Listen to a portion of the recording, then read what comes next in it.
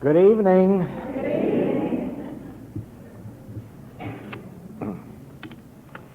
Please explain the nature and method of specific work for the fulfillment of a spiritual activity, such as an infinite way class or tape meeting. Now, if this question means how would you go about working to have an infinite way class or an infinite way tape group, the correct answer is there is no way, because any such work would be or any such desire would be a wrong desire.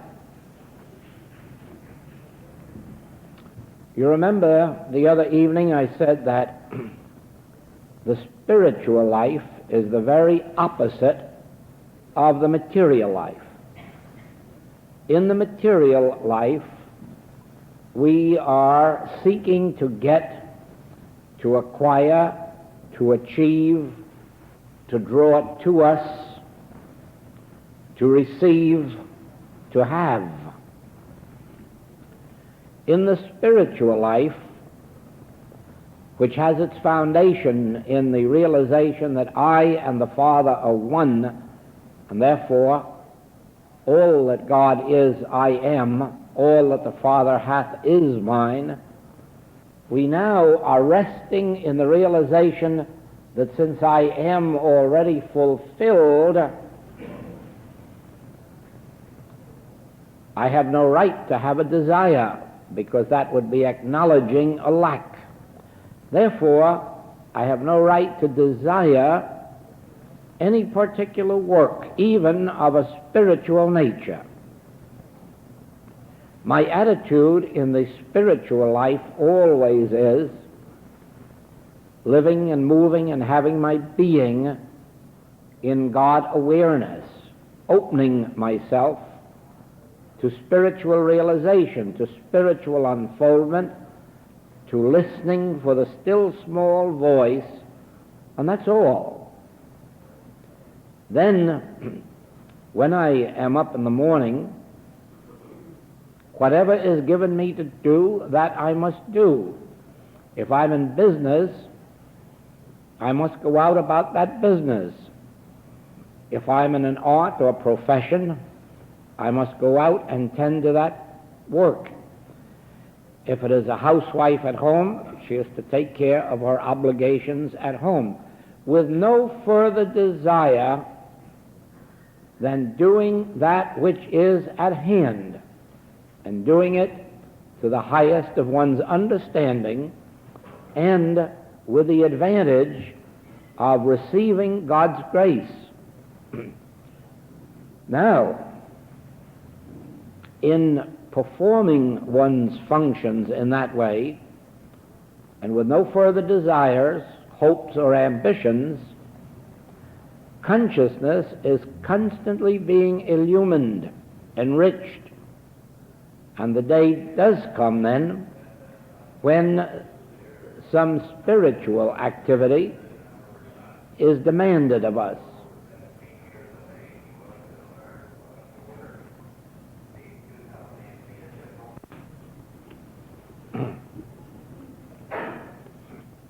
It is possible that as we continue our spiritual unfoldment, study, meditation, that we will be led into some spiritual activity, but not necessarily so. Many people are made more useful in their present activity than they could possibly be being moved into some other. Or some develop through their spiritual study in a way that they have not heretofore suspected. I have told the story of one young woman who was a secretary, had a problem, asked for help, and soon after discovered that she could sing. And within 5 years, she was singing professionally, and within 7 years, in grand opera.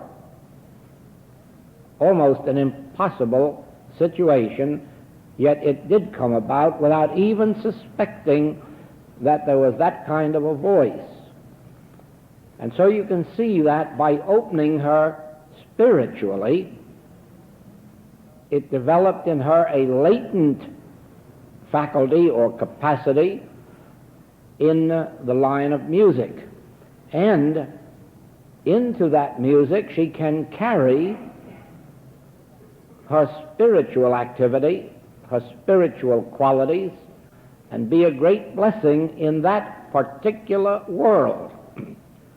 This would be a sad world if everyone became a practitioner, a teacher, or the head of a center. It would leave all of our bridges unbuilt and so forth. Now, actually, on the spiritual path, no one should ever desire to be a practitioner, a teacher, or to have a center, or any such activity, because it is really a wrong desire.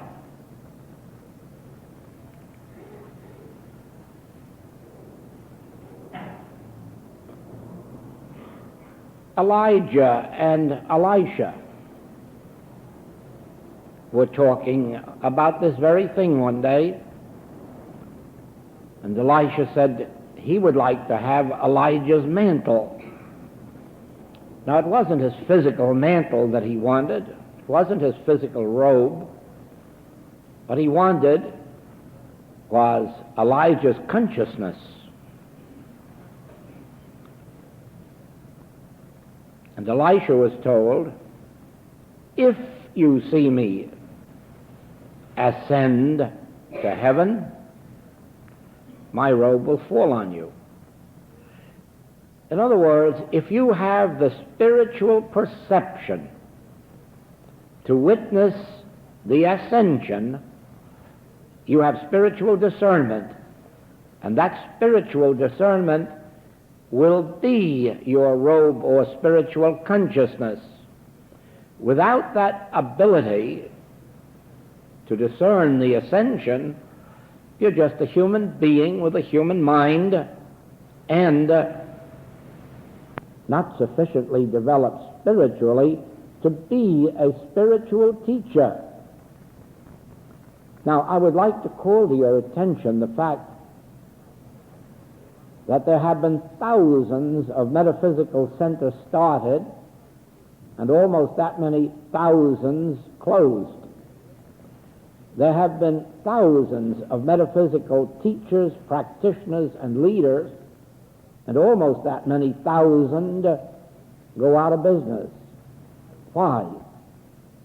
Only the few are able to remain in a work of this nature. Only the few. And those few would be able to see Elijah ascending. In other words, they would be able to answer as Peter did when Jesus said, "Who do you say that I am?" "Thou art the Christ." Now, it is a most wonderful thing when, as the Master heard and repeated, "I am ordained to heal the sick. The Spirit of the Lord God is upon me. I am ordained to heal the sick, to comfort, to raise up." Why? Because the Spirit of the Lord God is upon me. When an individual comes to that place in consciousness where they are spiritually ordained, where a transition takes place in their consciousness, and they no longer look out on this life and see men and women, male and female, good and bad, sick and well, but are able to see through that picture to the spiritual reality, to the Christ self that is within each one, the Son of God. That one is ordained, and they need not desire to go out into the spiritual world. They will be called upon for help. It makes no difference whether they are in a tiny village or a big city. They will be called upon. Their work will grow, not necessarily from the people in that town, but it's a very strange thing that everybody that lives in this town has relatives in almost every other town. And the moment they have a real healing, they're quick to write their friends and relatives in other cities and other states. And the first thing you know, your mail is beginning to get larger and larger and larger. You may not receive honor in your own city. You may never become known as a healer, as a teacher in your own city. You may remain hidden in your home, and not even your next-door neighbor realize. But you will be known far and wide, because nothing spreads quite so rapidly as the news about a healer who can heal. Now, when the Spirit of the Lord God is upon me, there is no need to tell it to anyone, no need to advertise it, no need to voice it. You can only understand this, really, if you have glimpsed something of the spiritual nature of this universe. But there is something within the consciousness of an individual who has received light that tells somebody else out here about it. And not in so many words. They merely come and say, I feel comfortable in your presence, or would you pray for me? They may not even know whether or not you know how to pray. But those experiences will come one after another, and you'll wonder, how do these people know that I even think spiritually? But they do. And it only takes a few of those to really launch you into the spiritual activity, because soon that word spreads, if not in your neighborhood or city, outside. And work is drawn to you. And people write you for comfort, for healing, eventually for teaching. And it is then possible that the way opens up to receive a call, either to open a center or to speak in one. You know, I remember the place where Emmett Fox came to New York City, called from overseas, and they only seated 160 people in that place. And in 1 month's time, they had to move to where they seated 240. And a few months later, they had to move to a larger place, and the following year to the grand ballroom of the Waldorf Astoria Hotel. There was no need for Emmett Fox to say that he was a metaphysician or that he was a healer. All he had to do when the call came was to get up and speak a little truth. And within a few weeks, the word spread so far and wide that his audiences were tremendous. Now, every one of us cannot be an Emmett Fox. But every one of us who goes into the spiritual work can be sure that he has no desire to go into it, but that he is called into it, that he is ordained of the Spirit. These human ordinations, church ordinations, are practically worthless. We have tens of thousands of ministers in every country who have been ordained by one church or another. And the most they contribute to society is to get up and preach a sermon, and usually one that sends people out weary from hearing it. Their church ordination does not make them spiritual, nor does it make them healers, nor comforters.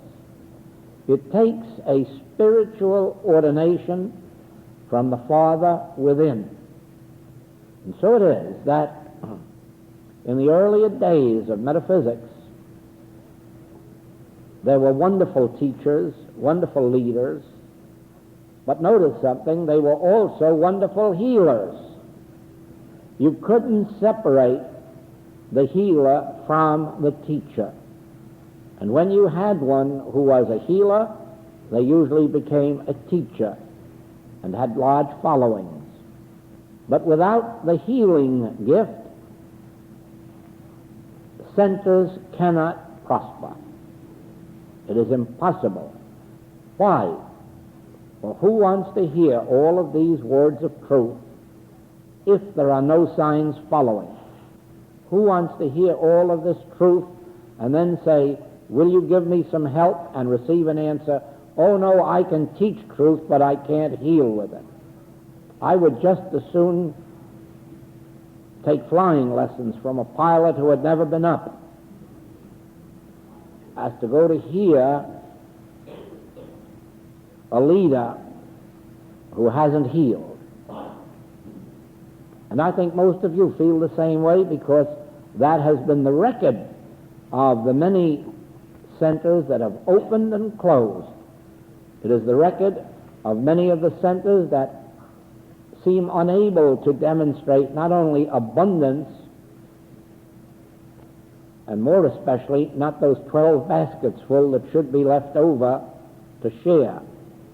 And so I say this, and I said it to our students from the beginning: to want a spiritual activity is a wrong desire. To want to know God aright is a right desire. To want to meet God face to face, to want to experience God, to want spiritual light and illumination, this is the only real desire that's worthwhile. But what is to happen to one after that light comes, that really should rest with God's desire, not with man's desire. And there is another aspect to this. Very few people realize the price that has to be paid for being in spiritual work. Many still have the idea that it's a spare time job, or that you get up for an hour on Sunday morning and an hour on Wednesday night, or have two classes for an hour during the week, and then hire a big firm of income tax specialists to make out your income tax. Don't you ever believe that. Spiritual work demands a 7-day week, and usually a 12 to 18-hour day, 7 days a week. And it means, as a rule, the loss of one's family. And it always means the loss of one's friends, because one has no time for friendships, social friendships. One has no time for social dilly-dallying in the spiritual work. If one isn't prepared to leave this world, and all the friends and all the relatives, if necessary, they have no right to embark in this, because in the spiritual work your life is no longer your own. You belong to your students and your patients. If you can't have a telephone at your bedside, you don't belong in the work. If you don't walk around almost with a walkie-talkie telephone, you don't belong in the work, because you must be at the beck and call of telephones and mail 7 days a week. There's no time out for weekends, and there's no time out for holidays.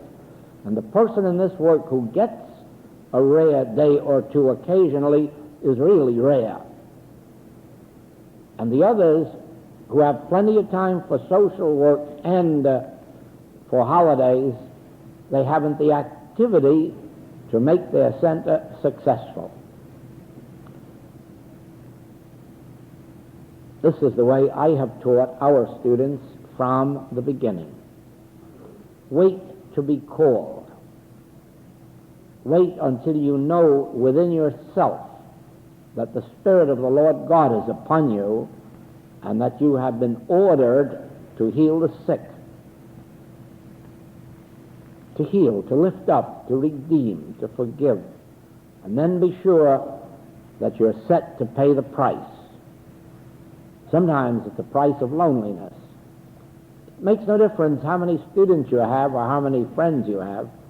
In your spiritual life, you live all alone in the center of your being. You may be physically present with many people, but you're not otherwise present. And the price is high.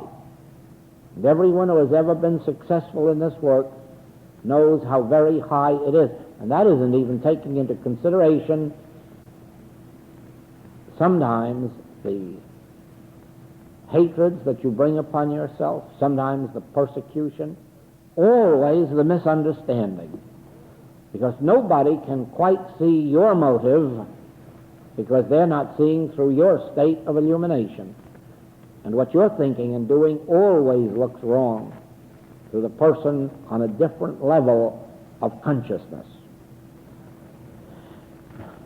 And that comes to a conclusion with this.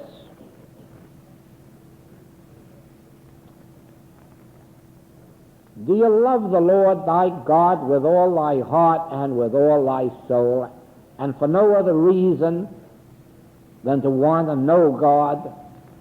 Make that your life, and leave all of this healing, teaching business alone until it's forced on you. Love God. Love the desire to know God. Love to be in God's company, away from people, not among people. Afterward, when you're forced among people, you'll know you're paying a price to be there. But above all things, if you have any desire for the spiritual life, don't have a desire for activity. Have a desire for God Himself, to love Him, to know Him, to commune with God, and not for any reason. Don't have a reason, you'll spoil it. You'll provide a barrier. No one must ever go to God for a reason. Go to God to commune with God. That's great enough. And then if you're entrusted with a spiritual work after that, that's a bit of Louisiana lagniappe.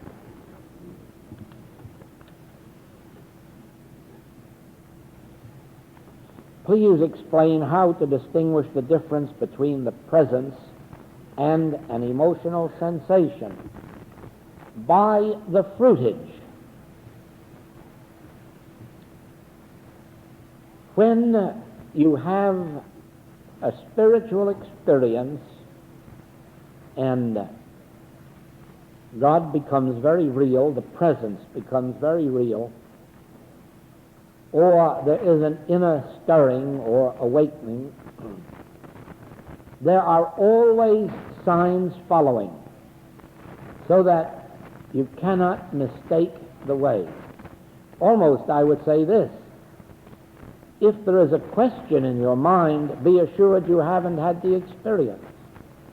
For when the experience takes place, there is no question. I really have never met anyone who has had the experience and had a question as to whether or not it was real. Many a time, some have felt that they had an experience, doubted it, but always they found later it was not the experience. It was either an emotional one or an occult one. An occult one from the mental realm, not the spiritual.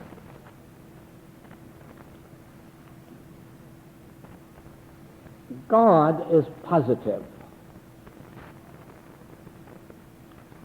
God never leaves one in doubt. God may make us wait at times. Yes. In the spiritual life, there are long periods of waiting. Waiting between one step and another. Waiting between one unfoldment and another. Waiting between one experience and another. They don't come every day of the week just by turning on and turning off or by closing the eyes for meditation. And the spiritual experience is one like plateaus, steps. You reach a certain plateau and you seem to stand there. You have an activity, you do it, you perform it, and then all of a sudden you seem to be making no progress. You just wait. And there's nothing to do but wait. You can no more hurry a spiritual experience than you can hurry a rosebud into a rose. It must take its normal, natural time of unfoldment, and so with a spiritual experience. That is why there are these experiences that are called the dark nights of the soul.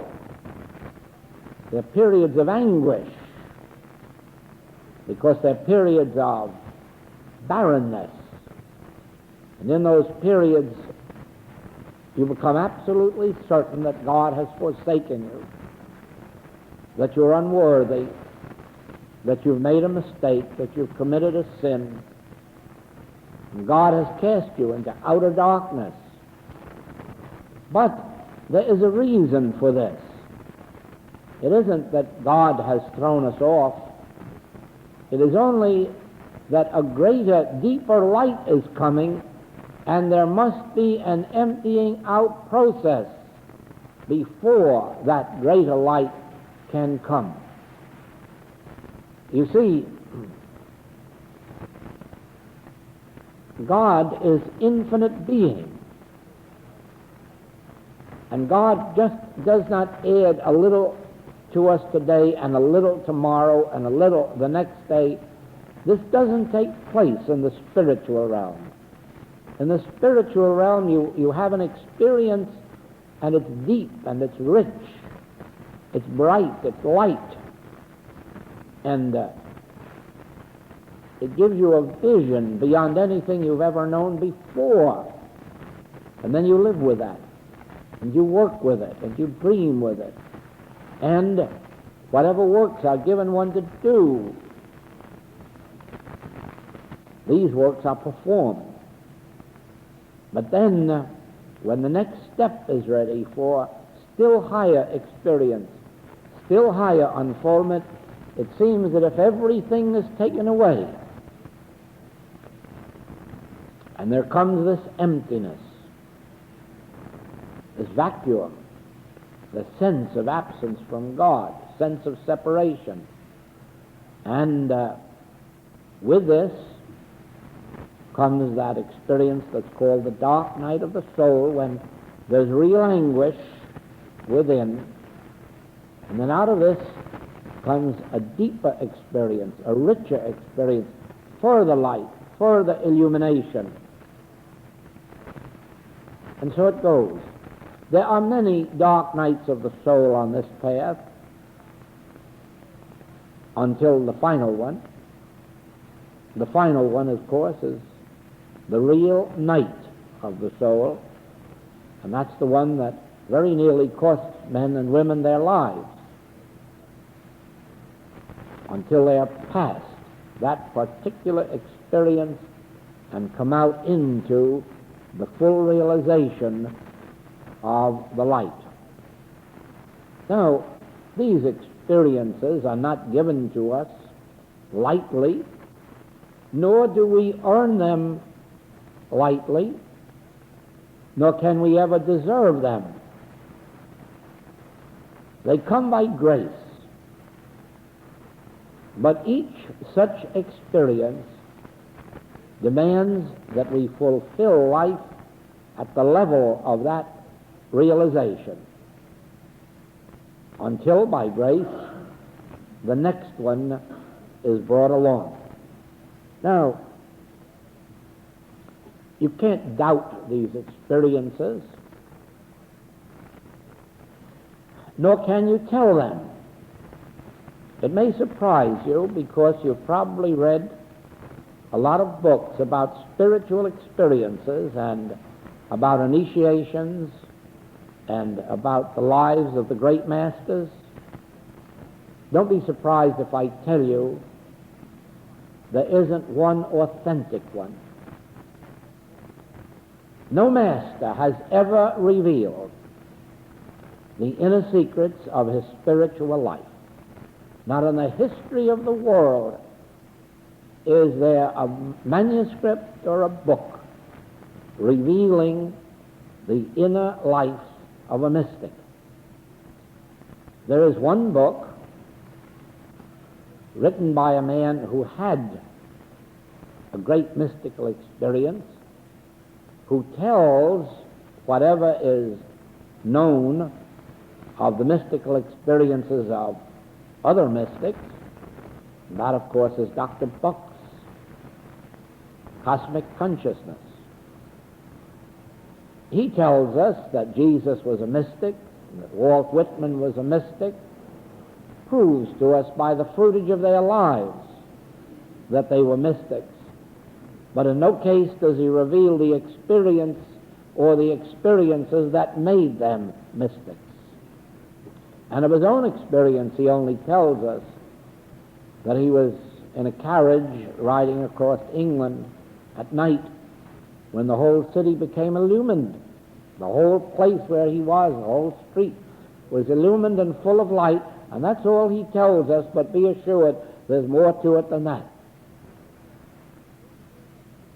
So it is, even though the mystical experience may not come to you, it is really unlikely that you are on this path without the prospect of having some measure of spiritual experience. The very fact that you have been led to a spiritual path would indicate that there is something in store for you in that line. But when it happens, regardless of how small the experience may be, or how light, or how brief, don't share it with anyone. Don't tell anyone.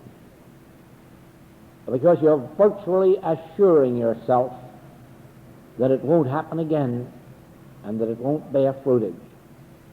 If you have a spiritual teacher who has played a part in bringing you into the light, you may share your experiences with your teacher and thereby be led into greater experiences, because your teacher knows how to hold your experience in secrecy, hold it sacred, and deepen and enrich that experience. But no one else under the sun, not a wife, not a husband, not a child, should ever share the depth of a spiritual experience. No one but your teacher, if you have one. So it is that you will find spiritual experiences come forth within those who hold the subject of God sacred, not to be used, not to be flaunted before the world, not to increase one's ego, not to make one seem great before one's friends, because in the end, the opposite takes place. Friends and relatives think we've gone off center. Friends and relatives begin to doubt our sanity, because those who have never had a spiritual experience do not speak this language. Therefore, they have no way of understanding what we're talking about. So it is that instead of wanting God or spiritual experience to make one a healer or teacher, forget all of that. Forget all of that and be so satisfied to have the experience for the experience sake, and then, if so be, God will let you go off and never reveal it to the world and never have to go out into this world and work with it. You'll be grateful many, many, many times, because you'll know what it is to have the inner experience, the inner communion with God, and never have it disturbed by the outer world influences. But there have been very few in the history of the world who have ever been permitted to go away and live in a cave or by the side of the sea after a certain degree of illumination. That is why the Master left this word with his disciples. Remain in the world, but not of it. Be no part of this world and its joys or its sorrows. Just walk through this world as a light, helping those who are temporarily in its joys and shadows, and help them into the higher light. Now, this brings up a very interesting part of the spiritual life. Actually, most people believe that the spiritual experience is going to increase their health or increase their wealth or increase their powers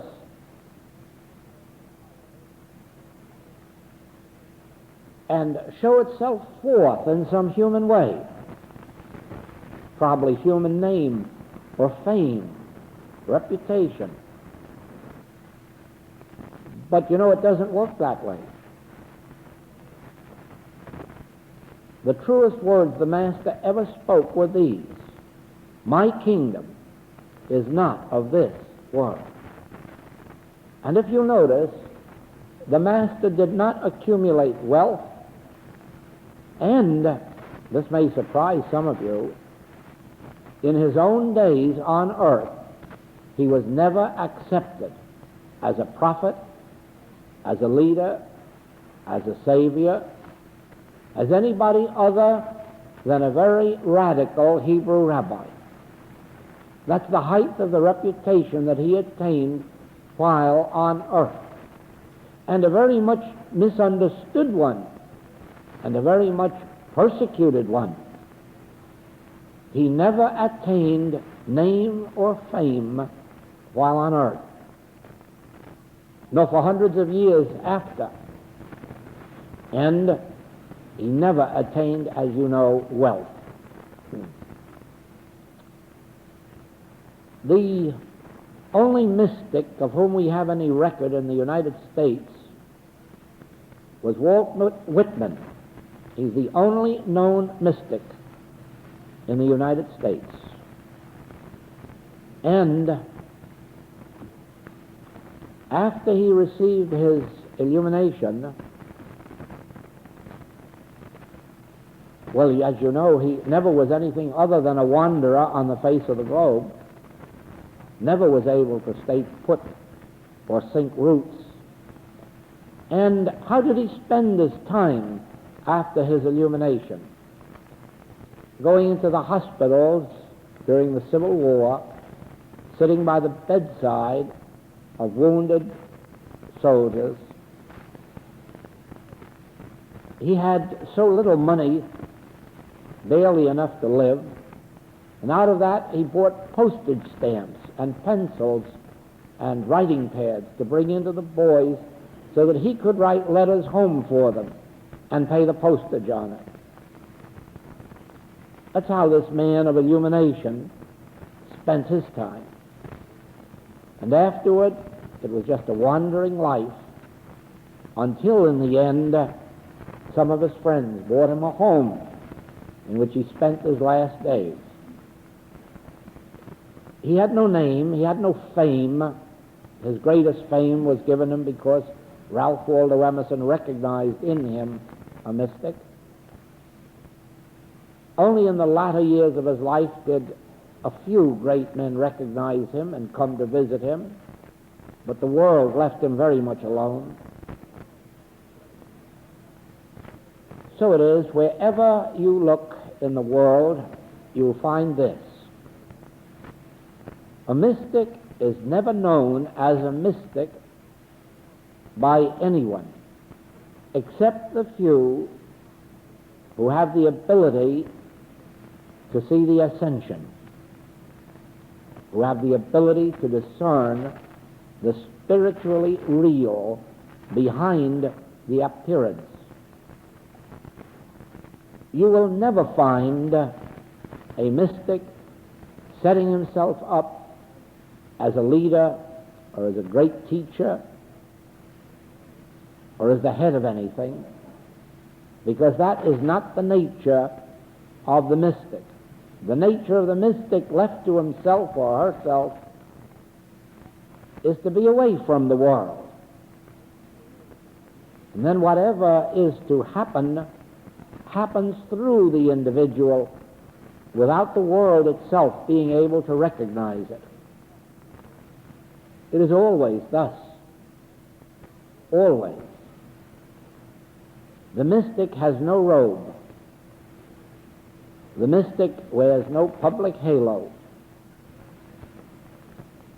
The mystic is a simple, ordinary person with an inner light and with enough wisdom to keep that light hid from the outside world. Not to promote it, not to advance it, not to seek place or position with it, but always willing to share it where it is realized, where it is desired. From the beginning, I have said to our students, let the world come to the infinite way if it wants, if that is its fate. Don't carry the infinite way out into the world. Go only where you are invited. Never go into a city or a community or a church or a center to introduce this work.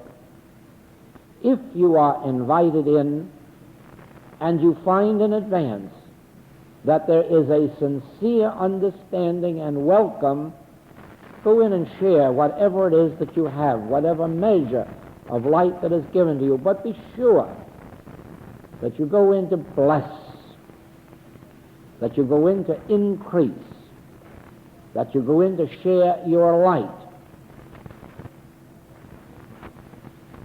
If you do that, you'll never be misunderstood. You'll never be accused of taking away what isn't yours. The message of the infinite way is a spiritual one. It is a mystical one because it has its foundation in the revelation of our oneness with God.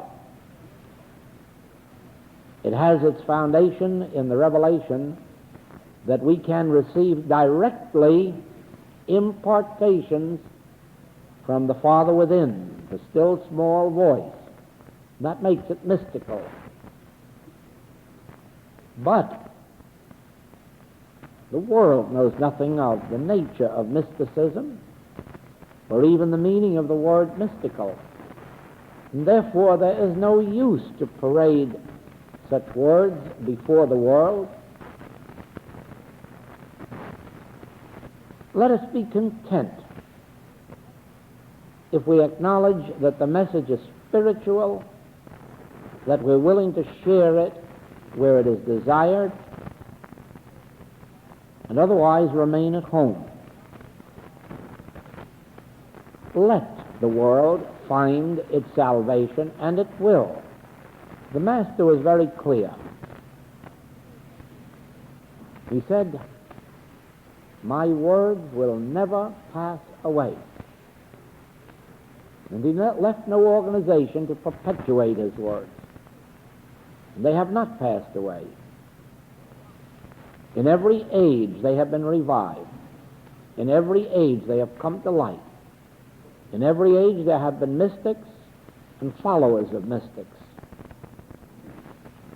To follow those words, to live the life that they indicate. So today, if we have a spiritual experience or if we have a spiritual message, don't be concerned that the world won't discover us or you. The world will be the pathway to your door if you have the light, if you are the light, and you will never need to announce it. The world will seek you. In this work, it is far better to wait until we are ordained of the Spirit, and then let those who have watched the ascension, who have seen the ascension in us, have seen the Son of God raised up in us, let them come to us, and let us share with them whatever it is, whatever measure of light we have. You know, the Master was wise when he said, "Go and tell no man." Go and tell no man. Don't advertise it. Don't give testimonies about it.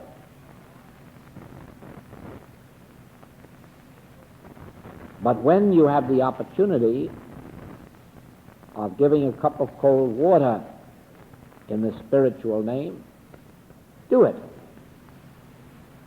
And this is the indication of the degree of spiritual light that has come to you, that you are able and willing to be anonymous,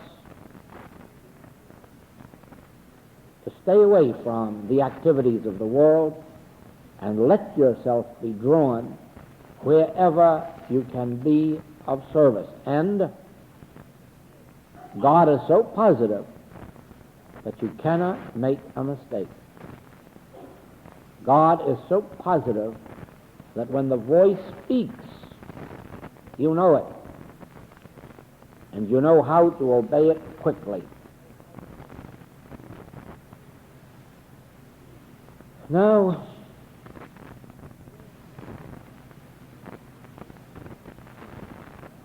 let this be clear.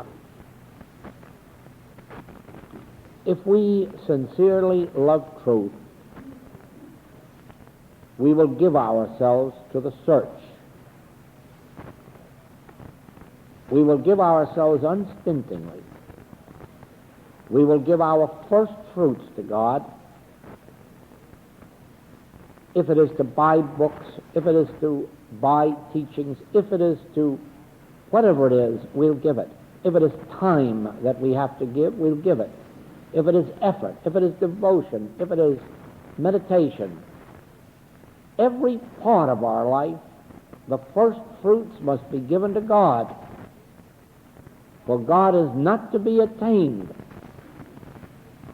with a little spare time or a little spare change. It takes the whole heart, the whole soul, the whole love of one's being, and above all things it takes secrecy. Let not your right hand know what your left hand is doing. Don't tell your neighbor and don't tell your friends and relatives that you are seeking God. When you have found God, they'll know it without your telling them. Let us have a rest a while.